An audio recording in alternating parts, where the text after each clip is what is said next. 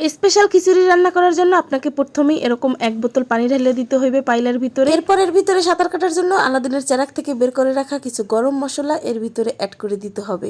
এগুলোকে সাঁতার কাটানো শেষ করে এর ভিতরে কিছু পেঁয়াজ কুচি কুচি কুচি কুচি করে রাখা সেগুলোকে ঢেলে দিতে হবে। পেঁয়াজগুলোকে কিছু সময় লাইটে সাইডে কাঁচা করে নেওয়ানোর পরে এর ভিতরে দিয়ে দিতে হবে আদা বাটা আর রসুন বাটা।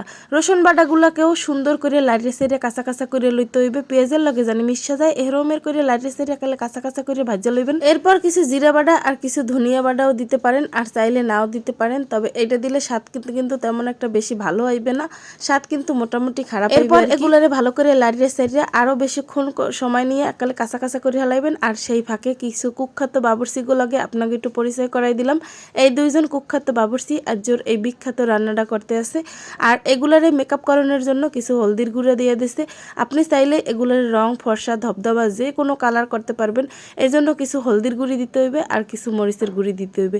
দিয়ে এগুলারে আরও কিছু সময় লাড়িয়ে সাইডে আরও বেশ কিছু সময় নিয়ে আপনি এগুলারে কাঁচা করে নেবেন। আর যাতে পুড়ে যায় হের লিগা অল্প একটু পানিও ঢেলে দেবেন আর পরিমাণ মতো লবণও দেবেন। লবণ চাইলে আমার মতো কয়েক বস্তা দিতে পারেন।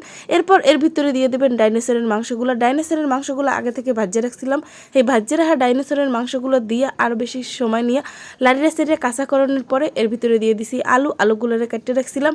আর এর ভিতরে দিয়ে দিলাম এখন আস্তে আস্তে কতগুলো কাঁচামরিচের ডেড বডি। এগুলারে দিয়ে আরও বেশ সময় নিয়ে লাড়িয়ে সাইডে এগুলারে কাঁচা কাঁচা করে নিয়ে এরপর দিতে হইবে মিষ্টি কুমড়াগুলারেও এরকম আস্তে আস্তে করে কেটে নিয়েছিলাম।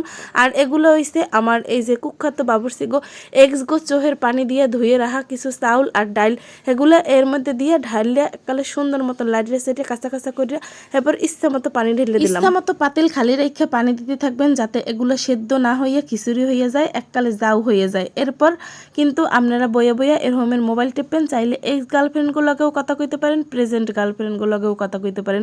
কথা কইতে কইতে এক পর্যায়ে দেখবেন খিচুড়ির কালারটা কিন্তু অন্যরকম হয়ে গেছে, খিচুড়িটা ঘন হয়ে গেছে।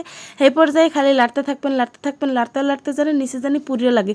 পুড়িয়া লাগলেই কিন্তু স্পেশাল একটা ঘেরান বাইরেবে। আর ঘেরানটা যত সুন্দর হইবে, যতখানি পুড়িয়া লাগবে ততই কিন্তু ঘেরান বেশি ছড়াইবে। তো লাড়তেই থাকবেন যাতে ভালো করে পুড়িয়া লাগে। তো লাড়তে এক পর্যায়ে আপনি কিছু ধনিয়া পাতা এর উপরে ছড়াই ছিড়াই দেবেন। চাইলে 4 হাত দিয়েও দিতে পারেন, মগু কুখ্যাত বাবুর্চিরা 2 হাত দিয়ে ধনিয়া পাতাগুলো ছড়াই ছিড়াই দিছে, আপনি চাইলে 4 হাত দিয়ে ধনিয়া পাতাগুলো উপরে ছড়াই ছিড়াই দেবেন। এরপর ধনিয়া পাতা দিয়ে আরও বেশ কিছুক্ষণ সময় নিয়ে লাড়বেন যাতে ভালো করে পুড়িয়া লাগে। পুড়িয়া লাগলেই কিন্তু ফ্লেভারটা ভালো হইবে।